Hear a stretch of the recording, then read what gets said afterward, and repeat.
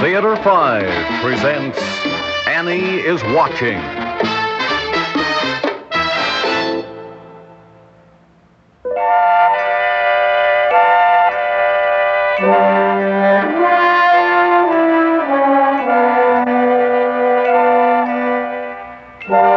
A lovely night, isn't it? See the moon behind the tall buildings and the city down below, white, gleaming, like a beach with the tide gone out. It's so quiet, you can almost hear the clicking of the traffic control boxes and the buzzing of the neon signs. Where am I? I'm in your office. Yours during the daytime, I mean. At night, it belongs to someone else. Night world people on night world business. Night people come after you've gone home. Down in the basement, the lockers clang, and then the elevators, humming, thumping, clanking, rise to your floor. Lights snap on again, doors fly open, and your office lives its second nighttime life. Or did you think it just sat there waiting for you to come in tomorrow morning, Listen. Swish, slither, and slop, the brush, the pail, and the mop. Clean, dust, empty your leavings, pick up the papers you've dropped, and finger your work curiously. Yes, the same work you'll begin again tomorrow morning. Who knows who touched it during the night? They did. And listen, they're talking about you. You're being rated according to their nighttime standards. Oh, they know all about you. Maybe too much about you. From touching your pictures, reading your papers, putting together the pieces of daytime life you leave behind you. And you leave a lot in that office. They know you, but you'll never know them. The scrub bucket army, the men and women of the cleaning armies. You who work in these offices by day, and they who work in them at night, are two independent tides that never rip or cross or meet.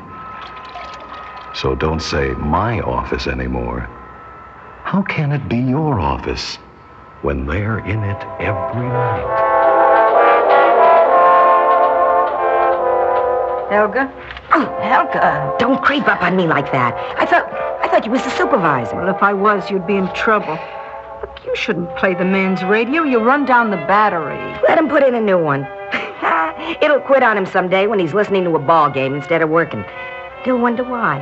And he'll think of everything but me. Oh, I like to bug the character in this office, Annie. You know what I do? Look, I play switch over with the stuff on his desk. What he has on the right side, I move to the left and vice versa. I can see him in the morning wondering, did I or didn't I put that there? Someday he'll go out of his executive mind. Well, that's not nice. Nice? You should know what a friend of mine did in one of her offices where the fellow was superstitious. He wound up in the hospital with a breakdown. Well, I don't try to worry my people. Your people? Annie, they don't know you exist. I wish they did. You know, I got nice people in my offices. I try to imagine all about them. That's a good part of this job. You do more than imagine. I seen you going through the desk drawers. Helga. Oh, that's good. Leave the radio off. What'd you find tonight? Here. A handkerchief. Mm-hmm. Phew, call that perfume? Throw it away. Well, I found it in Mr. Maynard's office. So? Mr. Maynard's wife would never wear such cheap perfume. How do you know? Oh. Mrs. Maynard, that's your crush, your dream girl. That's the one in the picture you keep buying flowers for. I just make sure that the flowers in the vase next to the picture are always fresh. And you buy new ones when they're not. Annie, who in the world do you think notices? I notice. Maybe she does. Oh, what's the matter with you tonight? I don't know. I'm all mixed up. What is this handkerchief doing in Mr. Maynard's office? I know it's not his wife's. 3 guesses. Oh, you got an evil mind. How long have you been cleaning offices? Since my Steve died. 5 years. Long enough. What happened, you seen? Oh, not Mr. Maynard. With a wife like that, why should he be carrying on? How do you know? Did you ever meet her or her husband? Oh, I can tell you from her picture. If only I could help her in her hour of trouble. Help her win back her husband from that other woman. If I could see her and talk. Oh, Annie, I know you've got good intentions. I know you've kind feelings. There's a mush of kind feelings right where your brain should be, or you'd know enough to leave this alone. These are daytime people. You do what you want to in their offices at night, but you don't meet them on their ground. That's trouble. No, I gotta do something. I won't sleep tomorrow morning thinking what a beast her husband is. Mrs. Maynard, my poor little... So good, so sweet, so kind. How could he? How could he expect me to believe a story like that, Mother? Well, he did. Oh, I gave him the sweet wifey bit. It doesn't matter if you can't call me from the convention, Ed, as long as you're thinking of me. Oh, if he thinks of me, it's while he's waiting for some little... No, Mother, there is nothing wrong with me, but there's plenty wrong with him. I know when a man's too polite to be true, when he looks straight at you and doesn't really see you. Ed's been playing around on me for years. Someday I'll catch up with him and I'll hurt him the way he's hurt me. Mrs. Maynard. What is it? A letter for you. Just a second, Mother.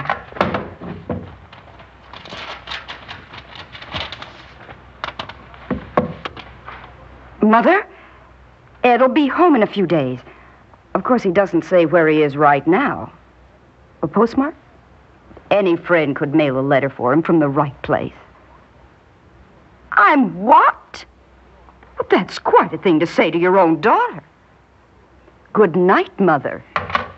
Did you want anything else, Mrs. Maynard? What are you doing here listening to my private conversation? Out! Go on, out!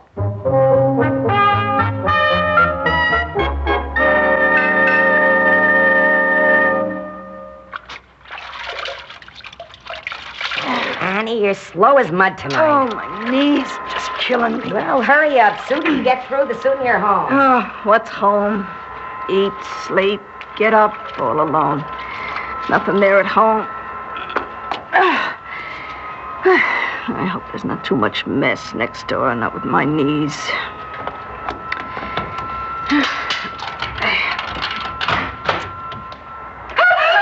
Get out of here! Don't stand there! Get out! I'm sorry. I didn't mean... excuse me, Mr. Maynard. So I came looking for you. Oh, Helga, how was I supposed to know? The office was dark. I didn't think anybody was in there. Well, you've done it now.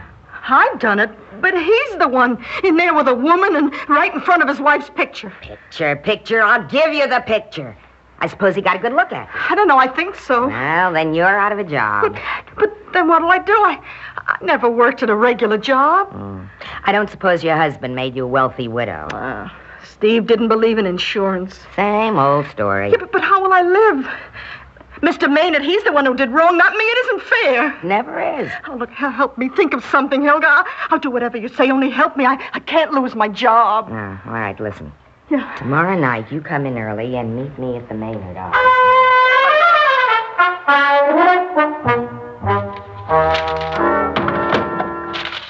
It must be in his address book, huh? You've been through his desk before, don't you know? Stay with me. Oh, I can. Too much work downstairs. Good luck. Oh, here it is. Mrs. Gloria Maynard, 2742 Sheffield Avenue. Phone Chester 318.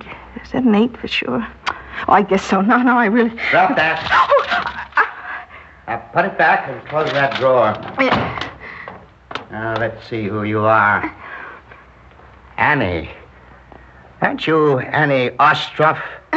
Ostrovich, Mr. Vincent. I'm Annie Ostrovich. I can't believe it. 5 years with us, a good worker. And you look like an honest woman, too. I'd have never believed it if I hadn't caught you stealing. Stealing? Why would I steal an address book? Who knows what else you took before I caught you? And you know our rule. Never handle personal property in the offices you clean. That address book is reason enough to fire you. Then I'm fired? I hope you have some other way of making a living, Annie Ostrovich, because you won't get another job with any maintenance firm in this whole country. And that's a promise.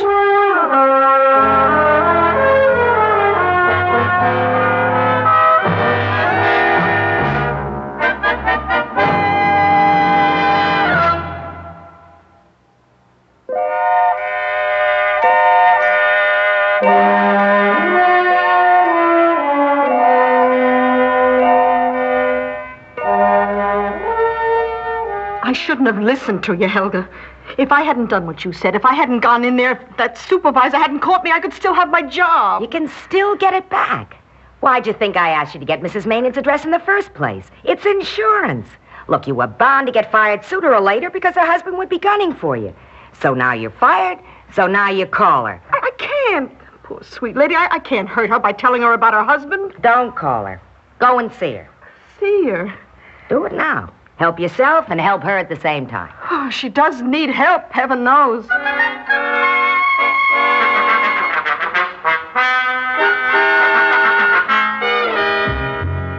I wish you'd take your coat off, Mrs. Ostrovich. Oh, no, I'm fine. Please, won't you call me Annie? Everybody does. Well, what was it you wanted to see me about, Annie? It's hard to start. You see, I work in the same building as your husband, only I work night times. He's one of my people. I mean, his office is one of the offices I clean. I see. And I've been looking at your picture on his desk, and you're every bit as pretty. Well, I think it's a shame when a man doesn't respect a lovely wife like you enough so that right in front of her picture he goes there with a woman. And what? You know, with a woman. I walked in there night before last, and the light wasn't on, and how was I to know they were in there until I saw her? Oh, I'm so sorry. I didn't know how to tell you. Oh, please, don't be sick. Don't faint. I'm sorry. You're absolutely sure of what you saw?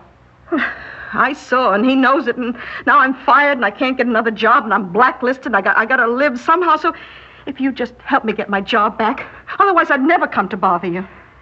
But I'm glad you came, Annie. Oh, Mrs. Maynard, you're just wonderful. If someone had told me what I told you about your husband, I'd blow up in a million pieces, but you don't even look angry at me for telling you. I'm not angry. I'm very grateful to you for your interest. And I'll see that you get your job back. Trust me. Oh, I will. Is this your address and phone? Yeah.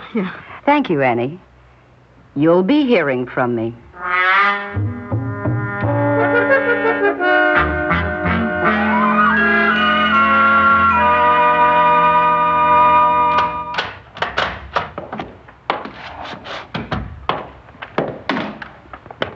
Ed? That's me. Welcome home. Ah, you can do better than that, dollface. But wait till I tell you my news. Something you've done? Something we're going to do, thanks to a certain sales quota I topped on the last day of the convention. Remember that trip to Scandinavia we were talking about? Mm-hmm.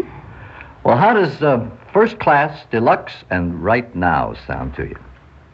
Well, I'm glad the bank book picked up so much padding, Ed, but, no, I think Scandinavia is out. Why? I have another use for the money. You want a coat or something? Something, but more expensive. How much more expensive? Whatever the traffic will bear, I think. What is it? A settlement and/or alimony. Lots of alimony. What was that? Did you think I was so stupid that I'd never find out? Oh, Ed, I knew all along. And I'd wonder, who was it? Was she a so-called friend of mine, and was everyone laughing at me because I didn't know? That's what I'd wonder, and it hurt. Wait. Are you accusing me of running around with one of your friends? No, not since I found out that you confine yourself to casual pickups in the office. Who says I do? You've gone to a lot of conventions, Ed. Which ones were real? Did you sneak away to appointments in your office after all of them? Nice, dark, deserted building. Just the two of you. And who except a cleaning woman, a scrub woman, to open that locked door and break up a party? But this time she did, didn't she? This time I have a witness. I have proof. Is that her story? She came to me. She stood here in this room. Some twisted old maid full of poison. A poor, simple woman, desperate because you had her fired. I've got you, Ed. I've got you with a witness and proof. But you didn't really need them, huh? Because you were sure all along, Gloria. You've been sure for years. Don't you want any details? Names? Places? Please, I don't want to hear it. Don't tell me. Good. Because I can't tell you, Gloria. There's been nothing and nobody. The way you pushed me, I sometimes wondered if I hadn't been guilty and willfully blotted it out of my mind, but... No. Believe me, no. Annie saw you. Does Annie know my face? Well, of course. She recognized me right away, too. There's a picture of you on my desk. Is there a picture of me anywhere in my office? How do I know? There isn't. So now let's examine your proof. The cleaning woman who does my office every night saw a man and a woman in there. A man, but not me. Who then? I think I know. A friend, someone out of a job. I gave him my key so he could use my office, but not for this. Not for this. Who is he? I'm not going to tell you. Can you take my word that it wasn't me? I want to, but I can't. Where's Annie? With the cleaning woman's number. Is this it? You'd call her? Yeah. Let her come right over here on a broom. Let her tell you I'm not the man she saw in the office.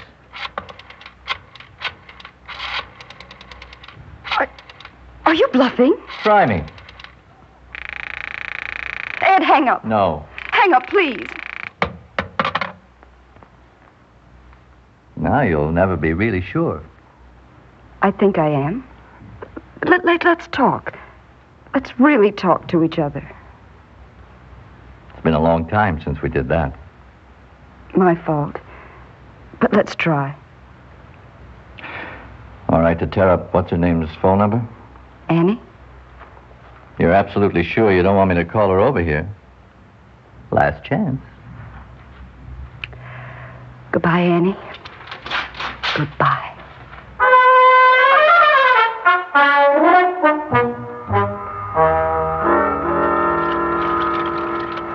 Well, that was a tight one. But Annie got out of it, didn't she? Ed saw that she got her job back, too. He and Gloria? Oh, still married. In fact, as Annie said to Helga the other day... They must be going to Scandinavia. The woman who does the office now found some travel folders under the blotter. Yeah, funny Mrs. Maynard never called you back. Nah, I figure he confessed, and she forgave him. Now they're going on a second honeymoon. I feel just like Cupid. Would you do it again? You mean try to help? Yes, I would. But what are we here for if it isn't to help out wherever we can?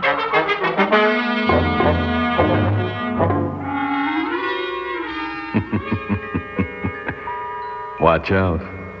Annie has a new career. Advice to the lovelorn. Doctor of sick marriages. Think of her. Think of them all. The ones like Helga, who play little nerve-wracking games, little sanity-testing games. And the ones like Annie, who want to share your problems. Think of them rummaging in your office tonight. Have you left anything there you'd rather not have them see? Too late now. Sleep well, if you can.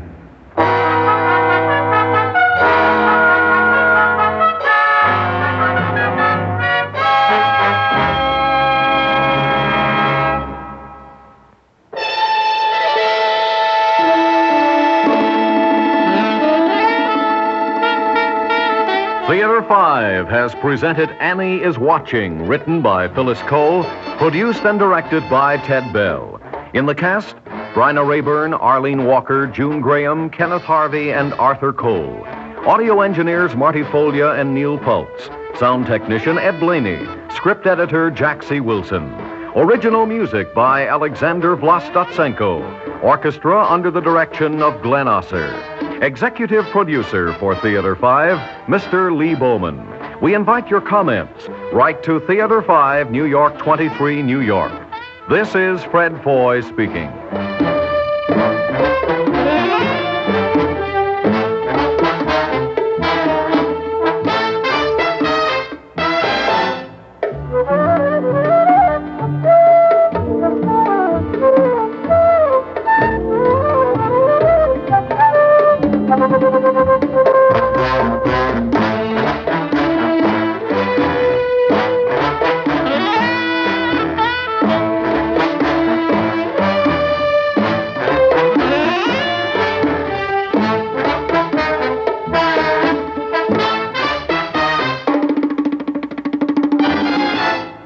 This has been an ABC Radio Network production.